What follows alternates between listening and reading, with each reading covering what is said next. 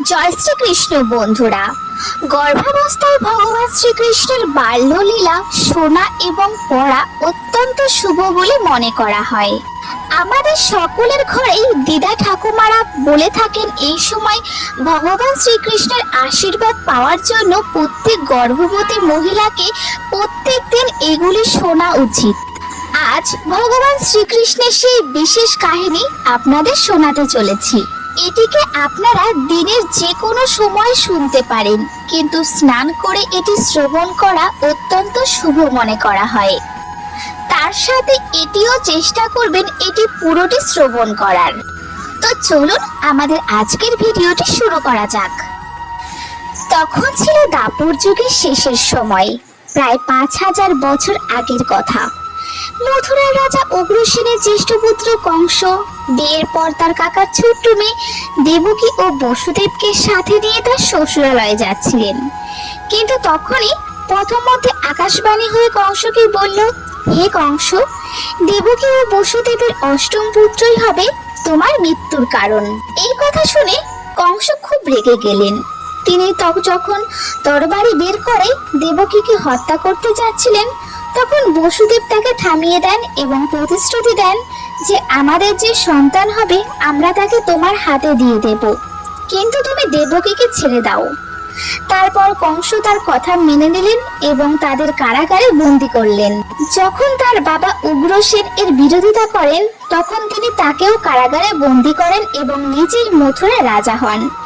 কিছু সময় পর দেবকী একটি পুত্র সন্তানের জন্ম দেন। কংস যখন এই কথা জানতে পারেন, তখন তিনি তাকে পাথরের উপর ছুঁড়ে নির্মমভাবে হত্যা করেন। এভাবেই কংস দেবকীর প্রতিটি পুত্রকে হত্যা করতেন। এখন দেবকীর গর্ভে ভগবান অনন্তের সপ্তম পুত্র শেষনাগ জন্মগ্রহণ করেন। তারপর যোগমায়া দেবকীর গর্ভ টেনে নিয়ে বসুদেবের দ্বিতীয় স্ত্রী রোহিণীর গর্ভে স্থাপন করেন, যিনি নন্দের সাথে গোকুলেই থাকতেন। মথুরা সকলে ভাবলো যে দেবকীর গর্ভপাত হয়েছে, এখন দেবকীর অষ্টম পুত্রের জন্য প্রস্তুতি নেওয়া হচ্ছিল। এ সময় কংস কারাগারের উপর পাহারা বাড়িয়ে দেন। সেদিন ছিল ভাদ্র মাসের কৃষ্ণপক্ষের অষ্টমী তিথি, বুধবার এবং রোহিণী নক্ষত্র। ঠিক মধ্যরাত্রে যখন পূর্ব দিকে চাঁদ উদিত হবার কথা ছিল, তখন স্বয়ং ভগবান কংসের কারাগারে আবির্ভূত হন। সমগ্র কক্ষ আলোকিত হয়ে ওঠে। বসুদেব এবং দেবকী হাত জোড় করে ঈশ্বরের কাছে প্রার্থনা করেন। তারপর ঈশ্বর চতুর্ভুজ রূপে শঙ্খ, চক্র, গদা, পদ্ম এবং মুকুট, কানের দুল ইত্যাদি অলংকার পরিধান করে তাদের আশীর্বাদ করেন। ভগবান বসুদেবকে আদেশ দিলেন, আমাকে গোকুলের নন্দ মহারাজের বাড়িতে নিয়ে যাও। যশোদার গর্ভে জন্ম নেওয়া কন্যা যোগমায়াকে এখানে নিয়ে এসো। তারপর ভগবানের আদেশ পেয়ে বসুদেব শিশু ভগবানকে ঝুড়িতে করে নিয়ে যাওয়ার জন্য প্রস্তুত হচ্ছিলেন। তার হাত ও পায়ের শিকলগুলিও স্বয়ংক্রিয়ভাবে খুলে গেল। কারাগারের দরজার নিচে শিকলগুলি লুকিয়ে রাখলো। যোগমায়া প্রহরী রাক্ষসদের গভীর ঘুমে আচ্ছন্ন করে দিয়েছিল। আকাশে মেঘ ছিল, প্রচন্ড বৃষ্টি হচ্ছিল, বিদ্যুৎ চমকাচ্ছিল। তখন অনন্ত শেষ বসুদেবের পেছনে পেছনে হেঁটে যাচ্ছিলেন, তার ফনা বিছিয়ে এবং ভগবানের উপর ছাতা ধরে। যমুনা পা তার উঁচু ঢেউ ভগবানের পা ছুঁতে চাইছিল। তখন ভগবান বুঝতে পারলেন যে বসুদেবের কারণে তার অসুবিধার সম্মুখীন হচ্ছে, তাই তিনি তার পা নামিয়ে যমুনা মাকে আশীর্বাদ করলেন এবং যমুনার জল আপনা আপনি কমে গেল। বসুদেব গোকুলে পৌঁছে গেলেন। তারপর গোকুলেও যোগমায়ার প্রভাবে সবাই ঘুমিয়ে পড়েছিল। মা যশোদা একটি কন্যা ছিল। বসুদেব সরাসরি নন্দ ভবনে পৌঁছে যেখানে গেলেন, তিনি যশোদার কোলে ভগবান শ্রীকৃষ্ণকে নিবেদন করলেন। মা তাকে ঘুম পাড়িয়ে দিল আর কন্যাটিকে জাগিয়ে দিল। বসুদেব কন্যাটিকে নিয়ে মথুরার জেলে কারাগারে পৌঁছানোর সাথে সাথেই গেটগুলি বন্ধ হয়ে গেল। হাত করা আর শিকল আবার তার হাতে ও পায়ে আটকে গেল। রক্ষীরা জেগে উঠল। কন্যাটি জোরে জোরে কাঁদতে শুরু করলো। খবর পেয়ে কংস ছুটে এলো। সে দেবকীর হাত থেকে কন্যাটিকে ছিনিয়ে নিয়ে পাথরের উপর ছুঁড়ে মারার চেষ্টা করলো, কিন্তু কন্যাটি কংসের হাত থেকে শূন্যে উড়ে গেল এবং সে অষ্টভুজা দেবীর রূপ ধারণ করে কংসকে বলল যে তোমাকে হত্যা করবে সে অন্য কোথাও আবির্ভূত হয়েছে, এবং জোরে জোরে হাসতে হাসতে অদৃশ্য হয়ে গেল। যোগমায়া যাওয়ার আগে এটিও বলে গেলেন, তোমাকে বধিবে যে গোকুলে বাড়িছে সে। একথা শুনে কংসের খুব ভয় হলো এবং প্রতিরক্ষা মন্ত্রীদের আদেশ দিলেন কাছাকাছি জন্মগ্রহণকারী সকল নবজাতক শিশুদের হত্যা করবার জন্য রাক্ষস নিয়োগ করতে। এখন কংস একজন পুতনা রাক্ষসীকে নিযুক্ত করেন। প্রভুর জন্মদিনের দিন নন্দ যে ভবনে পৌঁছে গেলেন। সে একটি সুন্দর চেহারা ধারণ করেছিল এবং হাতে নিয়েছিল একটি পদ্ম ফুল। পুতনা রাক্ষসী তার স্তনে হলাহল বিষ প্রয়োগ করেছিল। সে ঘুমন্ত ভগবানকে কোলে নিয়ে তাকে তার স্তন দিয়ে খাওয়াতে শুরু করেন।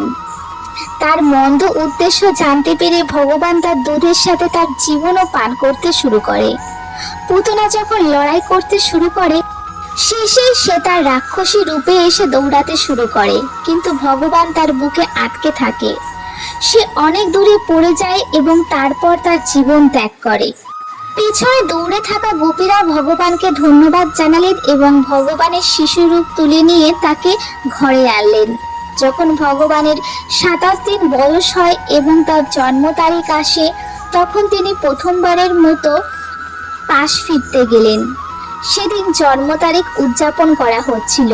মা যশোদা তাকে একটি গরুর গায়ের নিচে দোলনায় রেখে ঘুম পাড়িয়ে দিলেন। কিছুক্ষণ পর যখন ভগবান জেগে উঠলেন, তিনি কাঁদতে শুরু করলেন এবং মায়ের দুধ পান করবার জন্য পায়ে লাথি মারতে লাগলেন। তার নরম পা গরুর গাড়িটিকে ধাক্কা দেওয়ার সাথে সাথে গাড়িটি উল্টে গেল। দুধ, দই, মাখন, ঘি ইত্যাদির পাত্রগুলি ভেঙে গেল। গাড়িটি উল্টে যাওয়ার শব্দ শুনে গোপীরা দৌড়ে গেল। তারা সেখান থেকে ভগবানকে তুলে নিল।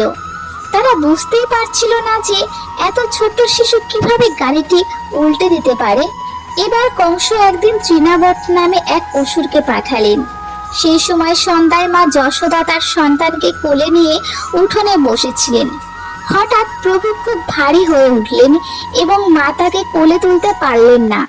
তিনি তাকে উঠোনে ঘুম পাড়িয়ে দিলেন এবং কোনো একটি কাজের জন্য ভেতরে গেলেন। সেই সময় সেই তৃণাবত রাক্ষস এক ভয়াবহ ঝড়ের আকারে গোকুলে এসে অন্ধকার সৃষ্টি করে।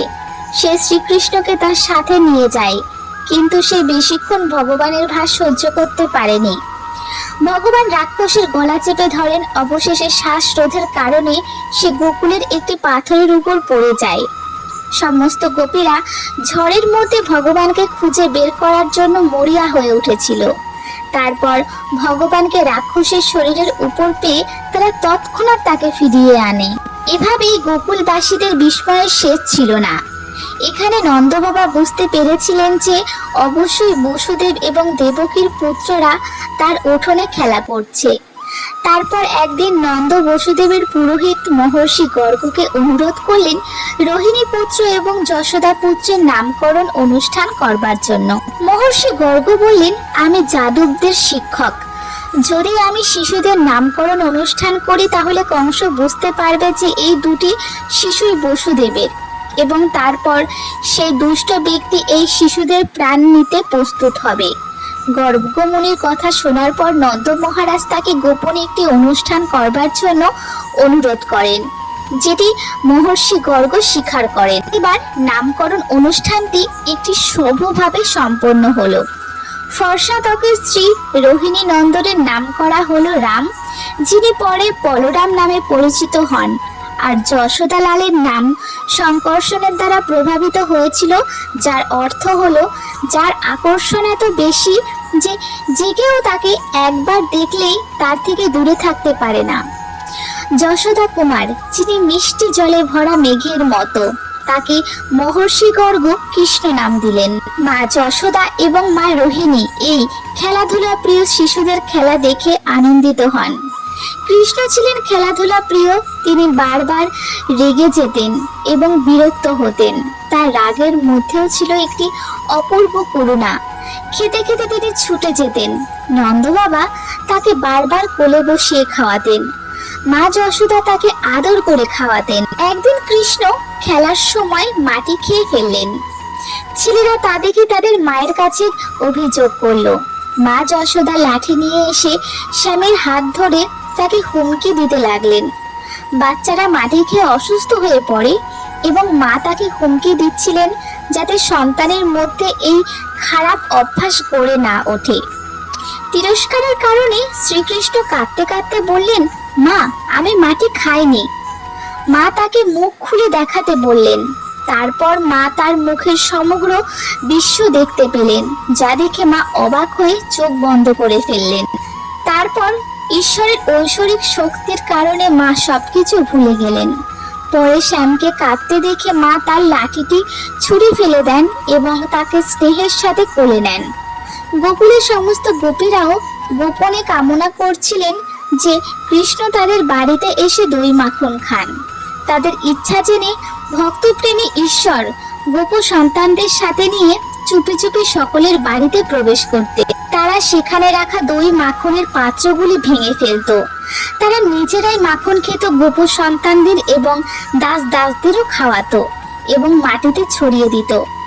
গোপীরা অভিযোগ করতে মা যশোদার কাছে যেত।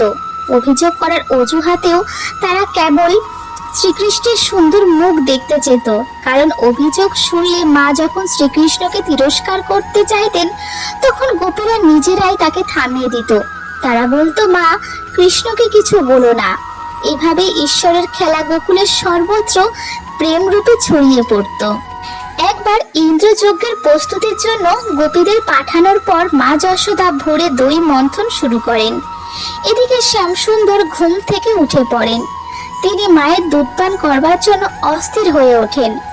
মা তাকে কোলে নিয়ে বুকের দুধ খাওয়াতে শুরু করেন, কিন্তু এর মধ্যেই চুলায় দুধ ফুটতে শুরু করে। মা কৃষ্ণকে কোল থেকে তুলে দ্রুত দৌড়ে যান। এতে শ্যাম রেগে গেলেন। তিনি কাছে পড়ে থাকা একটি পাথর তুলে পাত্রে আঘাত করলেন। পাত্রটি ভেঙে গেল।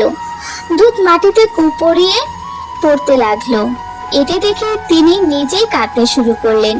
তিনি মাখন রাখা ঘরে প্রবেশ করলেন। তিনি পাত্রে আরোহণ করলেন। তিনি মাখনটি বের করে বাইরে লাফিয়ে লাফিয়ে আসা বানরদের ডাকলেন এবং তাদের মাখন খাওয়াতে লাগলেন। মা যশোদা ফিরে এলে তিনি ভগবানের পদাঙ্ক অনুসরণ করলেন এবং দেখলেন তিনি কিভাবে বানরদের মাখন খাওয়াচ্ছে। মা লাঠি নিয়ে তার পিছনে দৌড়ালেন। শ্যাম আগে আগে দৌড়াতে শুরু করলো আর মা তার পিছনে। মা দৌড়াতে দৌড়াতে ক্লান্ত হয়ে পড়ল। ঈশ্বর এবার থামলেন। মা তাকে মর্টারের কাছে নিয়ে গিয়ে দড়ি দিয়ে বেঁধে ফেলতে লাগলেন। মা যে দড়ি তুলল সেটি সবসময় 2 ইঞ্চি ছোট থাকতো। ঘরের সব দড়ি একসাথে জড়ো থাকলেও সেগুলি 2 ইঞ্চি ছোট থাকতো। অবশেষে মাকে খুব ক্লান্ত দেখে শ্যাম নিজেকে দড়ি দিয়ে বেঁধে ফেলে। তারপর যখন মা কৃষ্ণকে মণির সাথে বেঁধে ঘরের কাজ শুরু করেন তখন কৃষ্ণ হাঁটু রেখে মণির সাথে ঘুরে নন্দভবনের প্রবেশ পথে লাগানো 2টি অর্জুন গাছের দিকে টেনে নিয়ে যান। লোকপাল কুবেরের 2 পুত্র ছিল, নলকুবের এবং মণিগ্রীব। তারা তাদের ধন সম্পত্তির জন্য খুব গর্বিত ছিল। একবার তারা মদ্যপান করে তাদের স্ত্রীদের সাথে স্নান করছিল। সেই সময় দেবর্ষি নারদ পাশ দিয়ে যাচ্ছিলেন। দেবর্ষি নারদকে দেখে মহিলারা দ্রুত বেরিয়ে গেলেন, কিন্তু কুবেরের 2 পুত্র সেখানেই দাঁড়িয়ে রইল। এই কারণে দেবর্ষি নারদ তাদের অভিশাপ দিলেন, তোমরা গাছের মতো দাঁড়িয়ে আছো, তাই গোকুলে যাও এবং গাছ হয়ে যাও। ঈশ্বর যখন দাপরে অবতার হবেন তখনই তোমরা রক্ষা পাবে। কুবেরের 2 পুত্রই নন্দভবনের দ্বারে যমজ অর্জুন গাছের মতো দাঁড়িয়েছিলেন। দেবর্ষি নারদের কথা সত্য করে তোলার জন্য ভগবান শ্রীকৃষ্ণ সেখানে এসেছিলেন। কৃষ্ণ 2টি গাছের মধ্যে দিয়ে গেল এবং তাদের মাঝখানে মণি রাখলো। তারপর তিনি মণি টানতে শুরু করলো। এর ফলে 2টি অর্জুন গাছই উপড়ে পড়ে গেল। তাদের থেকে দীপ্তমান দেবতা রূপক দেবতা নলকুবের এবং মণিগ্রীব আবির্ভূত হলেন। ভগবানের প্রশংসা করে এবং ভগবানের অনুমতি পেয়ে তারা তাদের জগতে চলে গেল। গাছ পড়ার বিকট শব্দ শুনে নন্দবাবা এবং অন্যান্য গোপীরা সেখানে ছুটে আসেন। নন্দবাবা কৃষ্ণকে বন্ধন থেকে মুক্ত করে স্নেহে কোলে দেন এভাবে ঈশ্বরের প্রতিদিনের লীলা সেখানে উপস্থিত সকলকে অবাক করে দিচ্ছিল। একদিন গোকুলের নন্দভবনের সামনে একজন ফল বিক্রেতা এসে ডাকতে লাগলেন, ফল নেবেন, ফল নেবেন। শ্রীকৃষ্ণ ধান হাতে নিয়ে তার কাছে থেকে ফল কিনতে গেলেন, কিন্তু পথে তার আঙুলের ফাঁক দিয়ে ধান পড়ে গেল। যখন সে ফল বিক্রেতার কাছে পৌঁছালো তখন তার হাতে থাকা সমস্ত ধানই পড়ে গেছিল। ফল বিক্রেতা কিছুই না নিয়ে তার হাতে প্রচুর ফল দিয়ে ভরে দিল। এখন যখন সে বাড়িতে গিয়ে দেখলো তার ফলের ঝুড়ি রত্ন দিয়ে পূর্ণ, সে মনে মনে ঈশ্বরের শিশুরূপের কাছেও প্রণাম করলো। এখানে গোকুলে রাক্ষসরা আসতে থাকলো। সর্বনাশ হচ্ছিল, ঝড় আসছিল, দুটি অর্জুন গাছ ভেঙে পড়ল। গোপু এবং নন্দ বাবা এই সবের কারণে খুব বিরক্ত হয়েছিল। তারা গোকুল ছেড়ে বৃন্দাবনে বসতি স্থাপন করবার সিদ্ধান্ত নিয়েছিলেন। গৃহস্থলের জিনিসপত্র গাড়িতে বোঝাই করা হয়েছিল। মহিলা এবং শিশুরা গাড়িতে বসেছিল। গোপ গোপীরা লাঠি, বর্ষা, ধনুক এবং তীর নিয়ে সকলকে রক্ষা করবার জন্য পায়ে হেঁটে গেল। মা যশোদা, রোহিণী মা, বলরাম এবং কৃষ্ণ একটি গাড়িতে বসেছিলেন। গোপীরা সারা পথ শ্রীকৃষ্ণের স্তুতি গাইছিল। এভাবেই গোকুল ত্যাগ করে নন্দবাবা সকল গোপ গোপীদের সাথে বৃন্দাবনে বসতি স্থাপন করতে লাগলেন। শ্রীকৃষ্ণের বয়স তখন প্রায় 3 বছর। এখন থেকে তিনি জোর দিতে শুরু করলেন যে তিনিও অন্যান্য গোপ বালকদের সাথে গরু চড়াতে যাবেন। এবার কিছু বাছুরও ভগবানকে চড়ানোর জন্য দেওয়া হলো। বনে তিনি তার বন্ধুদের সাথে বিভিন্ন খেলা খেলতে শুরু করলেন। একদিন কংসের দাস বকাসুর একটি বাছুরের রূপ ধারণ করে বাছুরদের সাথে যোগ দিলেন। সুযোগ পেলে সে শ্রীকৃষ্ণের কে হত্যা করতে চাইল, কিন্তু ভগবান তাকে দেখা মাত্রই চিনতে পারলেন। তিনি তৎক্ষণাৎ তার বড় ভাই বলরামকে ইশারা করেন। তারপর সে ধীরে ধীরে তার কাছে গেল এবং দ্রুত তার উভয় পা এবং লেজ ধরে তাকে উপরে তুলে এতটা ঘুরিয়ে দিল যে সে প্রাণ হারালো। কিছুদিন পর কংসের দ্বিতীয় দাস বকাসুর, যিনি পুতনার বড় ভাই ছিল, একদিন একটি বিশাল বকের আকারে পরিণত হয়ে বৃন্দাবনের একটি হ্রদের তীরে বসেছিলেন। রাখালরা যখন তাদের গরুগুলিকে জল দিয়ে পুকুরে যাচ্ছিলেন তখন পাহাড়ের চূড়ার মতো দেখতে সেই বকের ঠোঁটটিকে দেখে তারা ভয় পেয়ে গেল। এর মধ্যে বকটি ভগবানকে তার ঠোঁটে তুলে নিল, কিন্তু ভগবান তার মুখে প্রবেশ করার সাথে সাথেই সে আগুনের মতো উত্তপ্ত হয়ে উঠল। বকাসুরের মুখ জ্বলতে শুরু করলো। সে দ্রুত শ্রীকৃষ্ণকে বাইরে বের করে দিল। তারপর সে তার ঠোঁট দিয়ে তাকে হত্যা করবার চেষ্টা করলো। তারপর কৃষ্ণ তার ঠোঁট ধরে তার এক পা ঠোঁটের চেপে ধরে টেনে সরিয়ে দিল। রাক্ষসের মৃত্যুতে সকল শিশু এখন খুশি হয়ে তাদের কানুকে নিয়ে বাড়ি ফিরে গেল।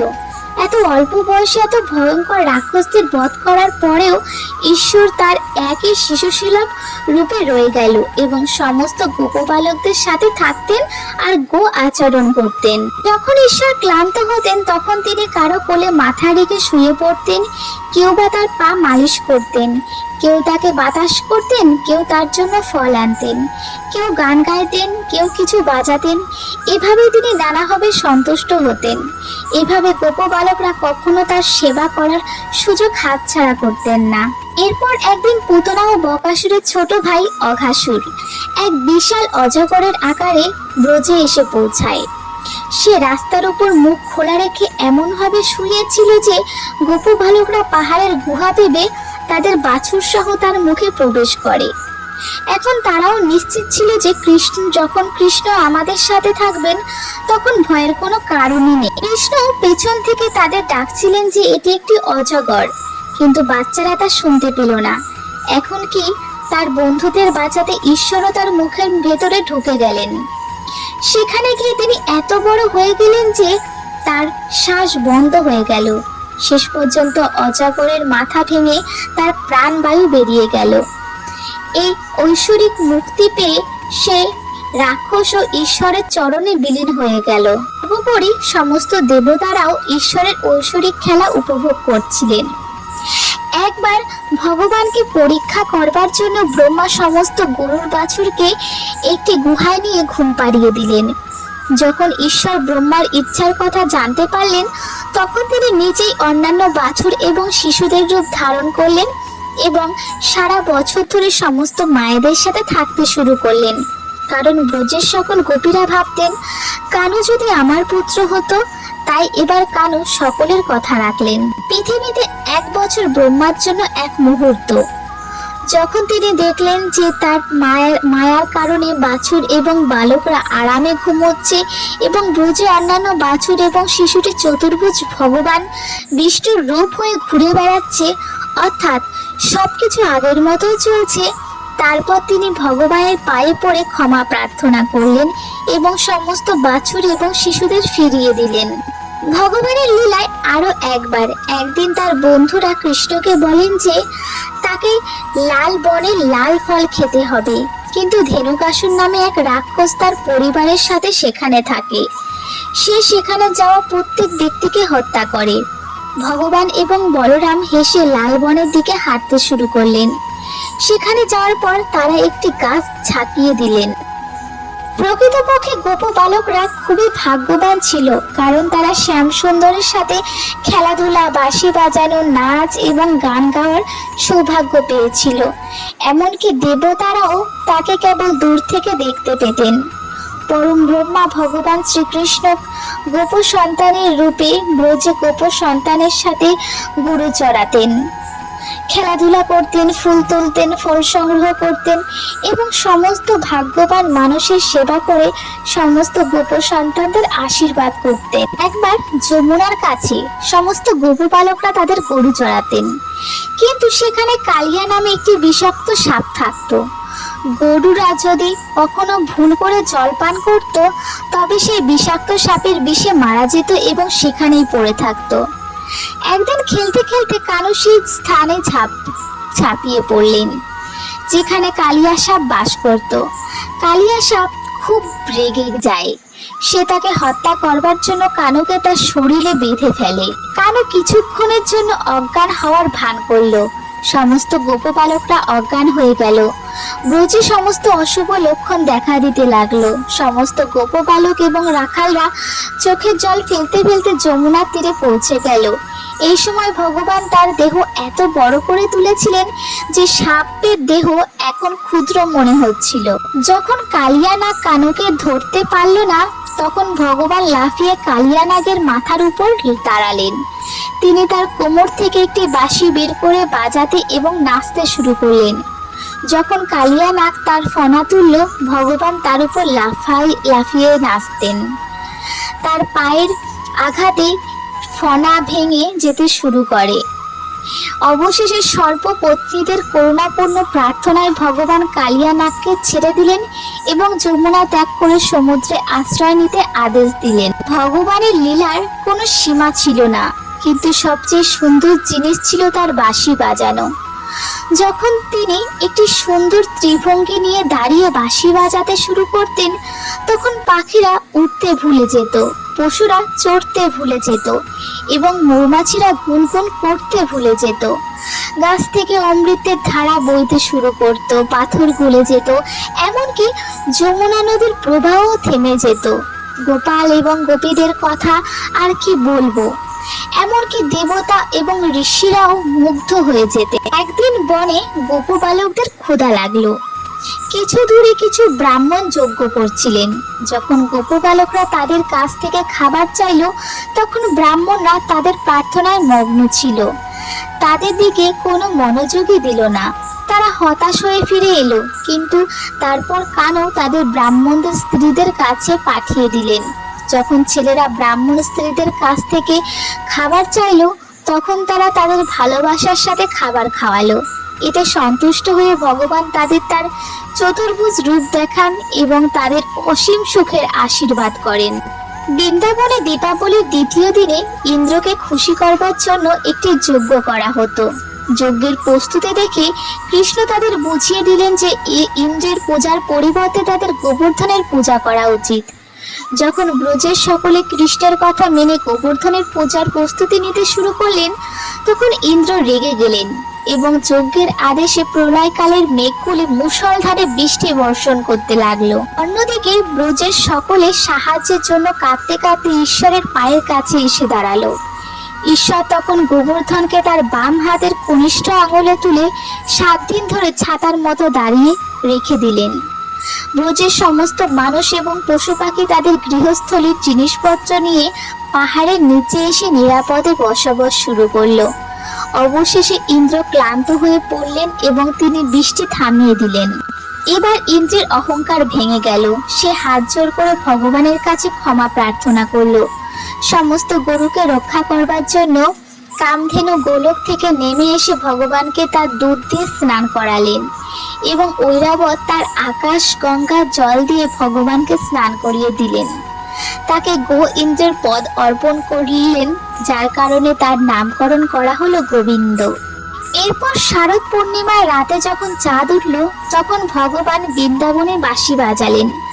বাঁশির সুর শুনে গোপীরা তাদের গৃহ এবং স্বামীর প্রতি সমস্ত আসক্তি ত্যাগ করে কৃষ্ণের কাছে এসেছিলেন। প্রথমে ভগবান তাদের পরীক্ষা করবার জন্য ফিরে যেতে বলেছিলেন, কিন্তু তাদের প্রকৃত প্রেম দেখে তিনি তাদের গ্রহণ করেছিলেন। ঈশ্বর নিজের এত রূপ সৃষ্টি করলেন যে 2 গোপীর মাঝখানে একজন কৃষ্ণ দৃশ্যমান হলেন এবং তারা সকলে একে অপরের হাত ধরে একটি বৃত্ত তৈরি করলেন।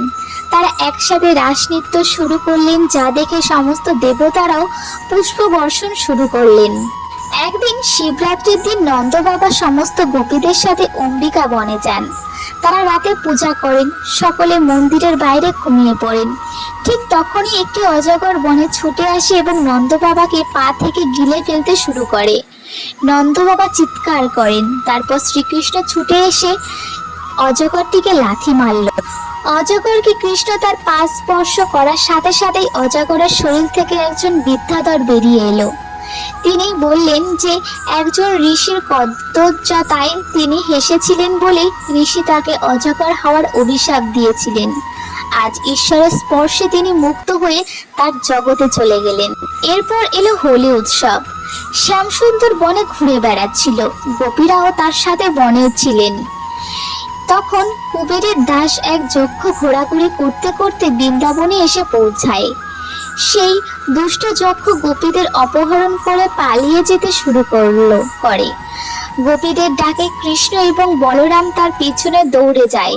ভাইদের আসতে দেখে যক্ষ গোপীদের ছেড়ে নিজের জীবন বাঁচাতে দৌড়াতে শুরু করে, কিন্তু এখন সে ঈশ্বরের হাত থেকে পালাতে পারেনি।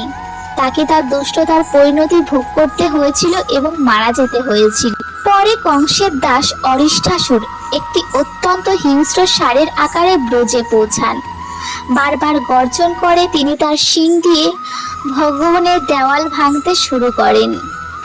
তারপর ভগবান কৃষ্ণ এসে তাকে চ্যালেঞ্জ করেন এবং যুদ্ধে তাকে পরাজয় করেন। অবশেষে কংস আবার শক্তিশালী রাক্ষস কেশিকে ব্রজে পাঠান। সে এক বড় ঘোড়ার আকারে আসে। পাহাড়ের মতো লম্বা কালো ঘোড়াটি এখানে সেখানে ছুটে বেড়াচ্ছিল। এটি বারবার হিংকার করছিল এবং সকলকে ভয় দেখাচ্ছিল, কিন্তু ভগবান শ্রীকৃষ্ণ তাকে পরাজিত করে মুক্ত করেন। দেবর্ষি নারদ মুনি কংসকে বলেছিলেন যে শ্রীকৃষ্ণচন্দ্র হলেন দেবকীর অষ্টম পুত্র, যাকে বসুদেব নন্দ মহারাজের বাড়িতে রেখে এসেছিলেন। এখন কংস তার দাতব্য বিভাগের প্রধান অক্রূরকে মথুরা থেকে নন্দ বাবা এবং কৃষ্ণ বলরামকে ধনুর্যজ্ঞের জন্য আমন্ত্রণ জানাতে পাঠান। অক্রূর কৃষ্ণের একজন মহান ভক্ত ছিলেন। তিনি দুষ্ট কংসের কৌশলও জানতেন। তিনি ভেবেছিলেন যে এইভাবে তিনি ভগবানের চরণ দর্শন করতে পারবেন। এই জন্য তিনি বৃন্দাবনের দিকে যাত্রা করলেন। বৃন্দাবনে পৌঁছে তিনি ভগবানের পদচিহ্ন পূজা করলেন এবং ব্রজের ভূমি স্পর্শ করলেন। তিনি ভগবানের সাথে দেখা করলেন এবং কংসের বার্তা পৌঁছে দিলেন, আর একান্তে তিনি ভগবানকে কংসের চূড়ান্ত ইচ্ছা কি তাও বললেন। পৃথিবীর বোঝা লাঘব করবার জন্য শ্রীকৃষ্ণ অবতার নিয়েছিলেন। তিনি আনন্দ ও উৎসাহের সাথে মথুরা যাওয়ার প্রস্তুতি নিতে শুরু করেন। ব্রজের গোপীগণ কাঁদতে কাঁদতে রথের কাছে পৌঁছান, কিন্তু শ্রীকৃষ্ণ তাদের আশ্বস্ত করে ফেরত পাঠান। মথুরা পৌঁছানোর পর উভয় ভাই কৃষ্ণ এবং বলরাম শহর দেখতে যায়। সেখানে শ্রীকৃষ্ণ একজন ধোপার কাছ থেকে কাপড় চাইলেন। তিনি কংসের পরিবারের জন্য কাপড় ধুতেন, কিন্তু ধোপা যখন তা প্রত্যাখ্যান করেন তখন ভগবান তাকে ধমক দিলেন এবং তারপর শ্রীকৃষ্ণ বলরাম তাদের পছন্দ অনুসারে তার গাড়ি থেকে কাপড় পরলেন এবং আরো এগিয়ে গেলেন। আবারও এগিয়ে গিয়ে একজন দর্জি তাদের দেখতে পেয়ে তাদের ডেকে তাদের চেহারা অনুসারে তাদের সমস্ত পোশাক সেলাই করে দিলেন। শ্রীকৃষ্ণ খুশি হয়ে তাকে একান্ত ভক্তি দিয়ে আশীর্বাদ করলেন। তারপর আরো এগিয়ে গেলে একজন মালি পরম ভক্তির সাথে ঈশ্বরের উপাসনা করলেন এবং তাকে ফুল দিয়ে মালা পরিয়ে দিলেন। সকলে তাদের সাজসজ্জা করিয়ে দিলেন। ঈশ্বর তাদের আশীর্বাদ করলেন যে তার পরিবারের সম্পদ অসীম সময়ের জন্য বৃদ্ধি পাক। এমন আশীর্বাদ দিয়ে তিনি এগিয়ে গেলেন। পরে উভয় ভাই ধনুক যজ্ঞের মণ্ডপে পৌঁছে গেলেন। কংসের পাহারায় থাকা শক্তিশালী রাক্ষসদের হত্যা করবার পর ভগবান ধনুকের কাছে পৌঁছান এবং তার দড়ি টেনে আনেন, যার শব্দ এত ভয়াবহ ছিল যে ধনুক ভেঙে যায়। খবর পেয়ে কংস আরো কিছু সৈন্য পাঠান, কিন্তু সকলেই নিহত হন। ধনুকের ভঙ্গ করে কংসের সৈন্যদের হত্যা করবার পর উভয় ভাই তার বন্ধুদের সাথে নন্দ বাবার কাছে ফিরে আসেন। স্নান, খাবার ইত্যাদি সেরে তারা রাতে সুখে ঘুমোতে পড়েন। পরের দিন ভোরে শ্রীকৃষ্ণ বলরামের সাথে রঙ্গভূমিতে পৌঁছান।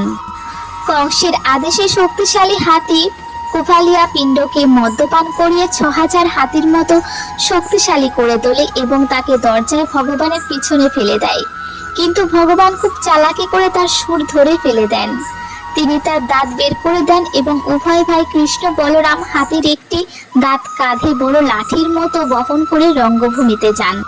কংসের প্রধান কুস্তিগীর চানুর এবং মুষ্টিক তাকে কুস্তির জন্য চ্যালেঞ্জ জানায়। ভগবান কৃষ্ণ চানুরের সাথে এবং মুষ্টিক বলরামের সাথে যুদ্ধ করেন। যখন কুস্তিগীররা ন্যায্য লড়াইয়ের পরিবর্তে ভগবানকে হত্যা করবার চেষ্টা করছিল, তখন ভগবান তার বাহু ধরে তাকে এত দ্রুত দুলিয়ে দেন যে তিনি প্রাণ হারান। এভাবেই বলরাম মুষ্টিকের সাথে এক ভয়াবহ যুদ্ধে লিপ্ত হন, যার ফলে তিনি পালিয়ে যান। কুস্তিগীরদের হত্যার পর কংস চিৎকার করে বাদ্যযন্ত্র বন্ধ করতে বলেন এবং তিনি চিৎকার করতে থাকেন, নন্দ, বসুদেব, উগ্রসেন সবাইকে হত্যা করুন। গোকুল থেকে আসা সমস্ত গোপ বালকদেরও হত্যা করুন। এই কথা শুনে শ্রীকৃষ্ণ সোজা কংস যেখানে বসেছিলেন সেই মঞ্চে লাফিয়ে পড়েন এবং তৎক্ষণাৎ দুষ্ট কংসকে মুক্ত করেন। এবার সবাই কৃষ্ণের প্রশংসা করতে শুরু করলো। এভাবেই কৃষ্ণের বাল্যলীলা এখানেই শেষ হলো। তার লীলা অনন্ত। গর্ভবতী মহিলাদের জন্য শ্রীকৃষ্ণের বাল্যলীলাও শোনা খুব উপকারী বলে মনে করা হয়। আশা করি আপনারা এই সমস্ত কিছুর পূর্ণ সদ্ব্যবহার করবেন। সকলকে প্রণাম। সবাই ভালো থাকবেন, সুস্থ থাকবেন। জয় শ্রীকৃষ্ণ।